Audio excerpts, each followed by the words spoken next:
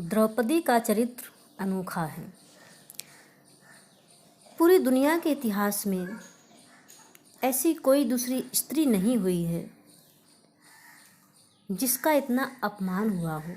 महाभारत में द्रौपदी के साथ जितना अन्याय होता दिखता है, इतना किसी भी अन्य स्त्री के साथ नहीं देखा होगा।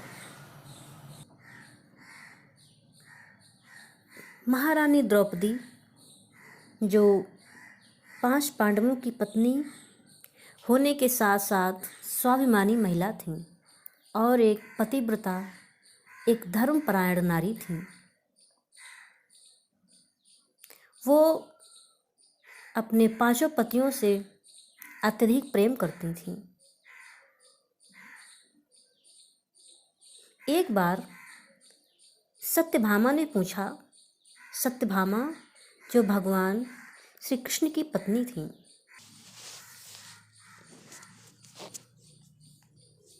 हे देवी, 5 पांडवों के साथ आपका कैसा व्यवहार है? आप कैसा आचरण करती हैं? कैसे उनका ध्यान रखती हैं? कैसे उन्हें प्रसन्न रखती हैं? और जिससे वो आपका आदर करते हैं, आपका सम्मान करते हैं, मुझे बताएं। यह सुनकर द्रौपदी मुस्कुराईं और बोली, मेरे 5 पतियों से बहुत अच्छे संबंध हैं। मैं उनसे बहुत प्रेम करती हूँ। सुनो हे देवी, मैं अहंकार और काम क्रोध को छोड़कर बड़े ही सावधानी से सब पांडवों की सेवा करती हूँ। मैं ईर्ष्या से दूर रहती हूँ। अपने मन को काबू में रखकर कटु भाषण से दूर रहती हूँ। किसी भी समस्या को मैं पहले स्वयं निपटाने की कोशिश करती हूँ। किसी के भी समक्ष असभ्यता का आचरण मैं कभी नहीं करती हूँ। मैं उनसे कभी ऊंची आवाज़ में बात नहीं करती हूँ और मैं कभी किसी गलत जगह पे नहीं बैठती हूँ।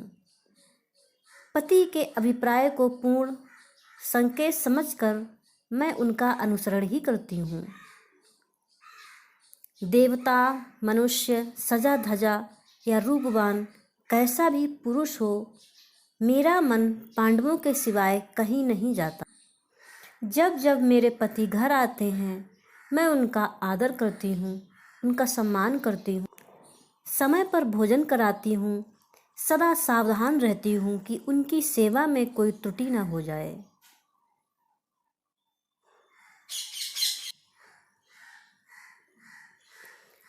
अपने पति से दूर रहना, पति से अलग रहना, अकेले रहना मुझे पसंद नहीं।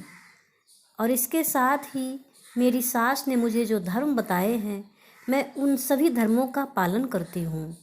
सदा धर्म की शरण में रहती हूँ, इसलिए मेरे पति मेरा आदर करते हैं। सत्यभामा ये सुनकर बहुत प्रसन्न हुई और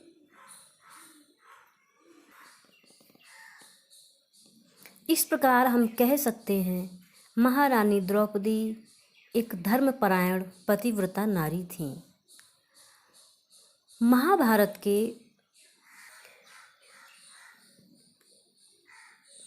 आदि पर्व में एक कथा मिलती है कि महारानी द्रौपदी पतिव्रता धर्मपरायण थीं, लेकिन आदि पर्व में, महाभारत के आदि पर्व में एक कथा है कि महारानी द्रौपदी 5 पांडवों को क्यों मारना चाहती थीं और उसमें सबसे पहले भीम को ही क्यों मारना चाहती थीं। ये बात सुनकर आप सबके मन में एक प्रश्न होगा कि ये तो कभी कहानी सुनी ही नहीं है। ये एक अंतर की लीला है भगवान श्री कृष्ण की कि सचमुच में द्रौपदी हैं कौन। वो एक महारानी, एक पतिव्रता पत्नी होने के साथ साथ उनका एक और बड़ा रूप, एक अद्भुत रूप, एक दिव्य रूप क्या था। आज इस कहानी को सुनकर हम ये जानेंगे कि महारानी द्रौपदी सचमुच में कौन थी और उनका अवतार किस लिए हुआ था। इस संबंध में कि एक दिन इंद्रप्रस्थ, जहाँ जिसको बंटवारे के समय कौरवों ने खांडव वन को पांडवों को दिया था, फिर खांडव वन में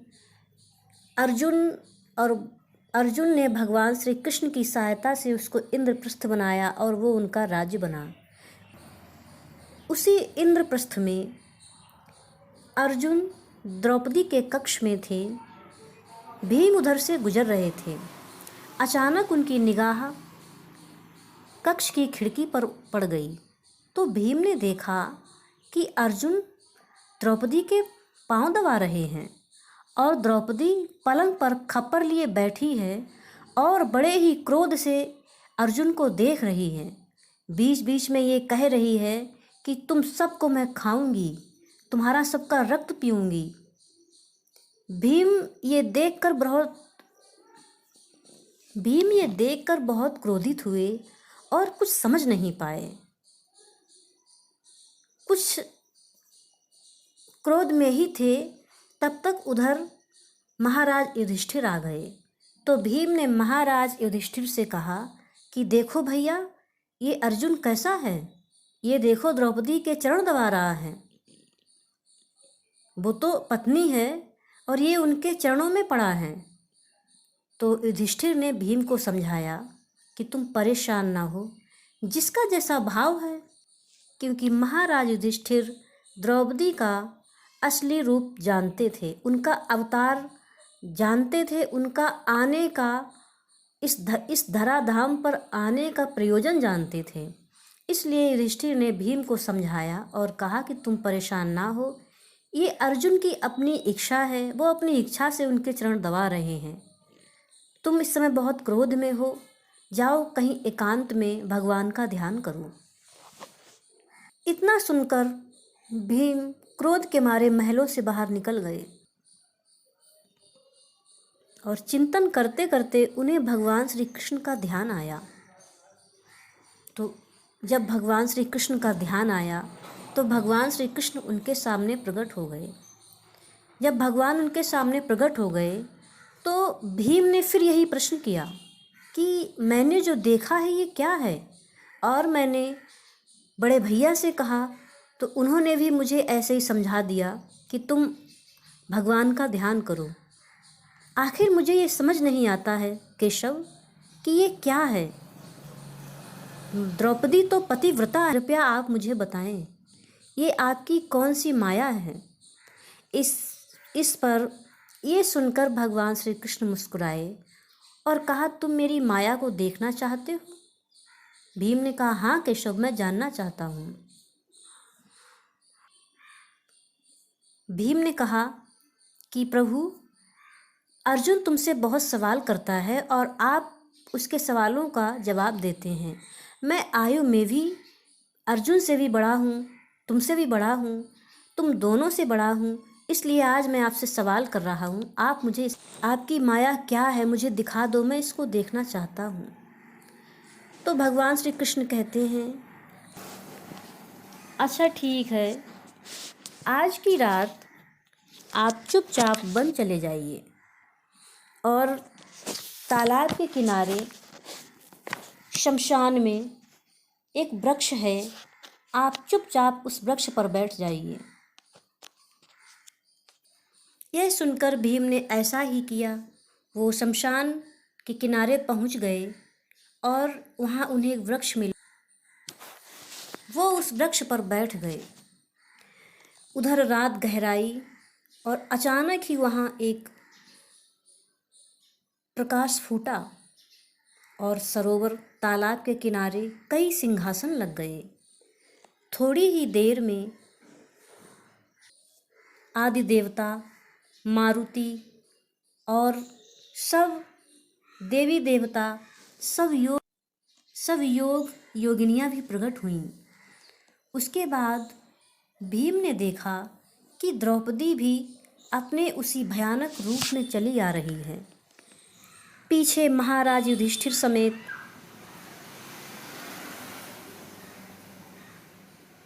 उनके सारे भाई और पीछे भगवान श्री कृष्ण भी हैं। द्रौपदी आईं और सबसे ऊंचे सिंहासन पर बैठ गईं। भीम ने देखा कि महाराज युधिष्ठिर ने फिर से क्षमा मांगते हुए अभयदान मांगा, तो द्रौपदी क्रोध में फुंकारने लगीं। भीम ने देखा कि क्रोधित हुई द्रौपदी का रंग काला पड़ने लगा। वह धीरे धीरे माँ काली में बदल गईं। अब वहाँ जो भी योगिनी उपस्थित थीं वह सब रक्तदेही कहने लगीं और खप्पर पटकने लगीं। जैसे ही ये दृश्य भीम ने देखा, भीम ये सब देख के मूर्छित हो गए और वहीं गिर गए। इसके बाद जब उन्हें होश आया तो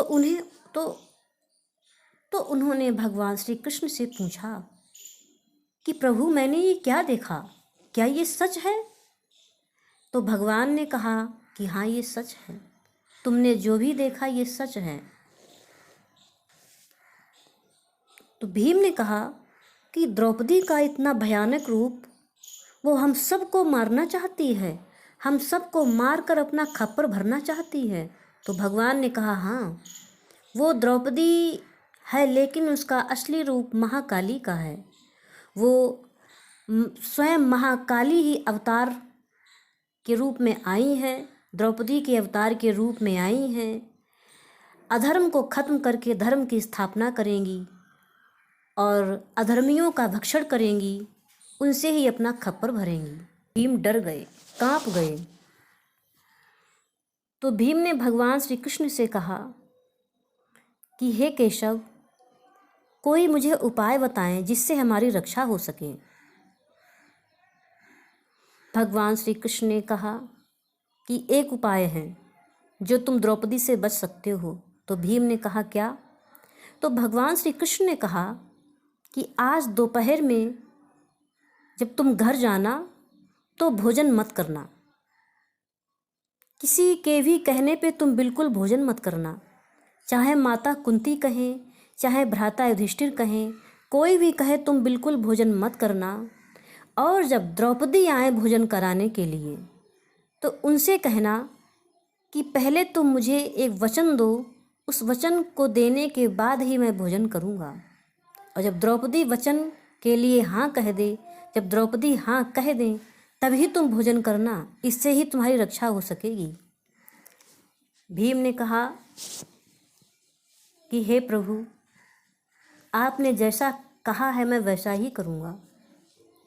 इसके बाद भीम घर गए और चुपचाप लेट गए, किसी से कोई बात नहीं की, उदास हो गए, शांत हो गए, ऐसे जैसे कोई अब है ही नहीं। जब दोपहर भोजन का समय आया तो भीम ने भोजन करने से मना कर दिया। जब ये बात माता कुंती तक पहुंची तो माता कुंती आईं। उन्होंने कहा बस भोजन कर लो, आज तुमने भोजन क्यों नहीं किया? तो भीम ने मना कर दिया कि आज मैं भोजन नहीं करूँगा। भीम ने बिल्कुल भोजन नहीं किया। इसके बाद महाराज युधिष्ठिर आए, उन्होंने भी समझाया भोजन कर लो भीम। भीम ने भोजन बिल्कुल भी नहीं किया। इसके बाद अर्जुन, उनके छोटे भ्राता, सब ने उन्हें मत पांचाली द्रौपदी को मालूम हुई। द्रौपदी तुरंत पधारी उनकी सेवा में और उनसे प्रार्थना की कि भोजन कर लें आप। भीम ने कहा आज मुझे भूख नहीं, मैं भोजन नहीं करूँगा। द्रौपदी को मन में आश्चर्य हुआ कि भीम तो भोजन करने के लिए सबसे पहले आते थे, क्योंकि इनकी भूख इनके बस में नहीं है। आज ये भोजन क्यों नहीं कर रहे? कोई तो बात है। तो द्रौपदी ने उन्हें समझाया, उन्हें मनाया कि आप भोजन क्यों नहीं कर रहे, भोजन कर लो, आज बहुत स्वादिष्ट भोजन बना हुआ है। लेकिन भीम ने बिल्कुल मना कर दिया कि आज मैं भोजन नहीं करूँगा। जब द्रौपदी ने खूब उन्हें समझाया, उनसे प्रार्थना की, तब भीम ने कहा कि पहले मुझे एक वरदान दो, एक वचन दो, इसके बाद ही मैं भोजन करूँगा। तो द्रौपदी ने मन में सोचा कि ये भीम हैं और इनको भोजन करना और कराना बहुत पसंद है। अगर ये कोई वरदान मांगेंगे तो ये कोई स्वादिष्ट भोजन ही मांगेंगे, और मेरे पास तो अक्षय पात्र है भगवान श्री कृष्ण का दिया हुआ, उसमें कोई भी भोजन बहुत जल्दी प्रकट हो जाता है, इसलिए मैं इनकी हर इच्छा को पूरा कर सकती हूँ। ये सोचकर द्रौपदी ने हाँ किया कि ठीक है, आप जो भी मांगेंगे मैं आपको दूंगी, लेकिन आप भोजन करें। जब भीम ने देखा कि द्रौपदी मान गई हैं, तो भीम ने कहा कि वो वचन, वो वरदान मुझे अभी दो। तो द्रौपदी ने कहा ठीक है, मांगो। तो भीम ने कहा कि हे देवी, आप हम पांचों भाइयों को अभय दान दो। यह सुनकर द्रौपदी चौंक पड़ी कि ये भीम ने क्या मांग लिया। द्रौपदी आश्चर्य में थी ही कि वहाँ भगवान श्री कृष्ण प्रकट हो गए, और जैसे ही महारानी द्रौपदी ने भगवान श्री कृष्ण को देखा, वो तुरंत समझ गई कि ये लीला भगवान श्री कृष्ण की ही है, क्योंकि ये इंसान की समझ से परे लीला, जिसको सिर्फ भगवान ही जानते हैं और मैं जानती हूँ, ये भीम को कैसे मालूम हो गई। तो द्रौपदी ने भगवान श्री कृष्ण की ओर देखा और मुस्कुराई कि हे प्रभु, ये आप ही कर सकते हैं, और जब आप ही चाहते हैं कि इनको अभय दान मिले, तो फिर मैं कौन होती हूँ रोकने वाली। द्रौपदी और भगवान श्री कृष्ण के बीच में ये वार्तालाप हुआ दिव्य रूप में, और इस प्रकार द्रौपदी ने भीम को पांचों भाइयों सहित, चारों भाइयों सहित अभयदान दिया, जिससे उन पांडवों की रक्षा हो सकी। इस तरह हम देख सकते हैं, हमने देखा है, सुना भी है कि महाभारत युद्ध में कोई नहीं बचा है, सिर्फ वही बचे हैं जिन्हें अमर होने का वरदान था, और 5 पांडव को भगवान श्री कृष्ण ने बचाया है। इस तरह हम समझ सकते हैं कि महारानी द्रौपदी सचमुच में क्या थीं। आज कुछ खोटी सोच के लोग, जिनको हमारे शास्त्रों का कोई ज्ञान नहीं है, जो शास्त्रों को पढ़ना ही नहीं चाहते हैं, ना सुनना चाहते हैं, वो द्रौपदी को लेकर तरह तरह का वार्तालाप करते हैं। द्रौपदी को जानना है तो किसी संत, किसी भक्त के मुंह से उनकी चर्चा को सुने, तब आप जानेंगे महारानी द्रौपदी आखिरकार कौन थी।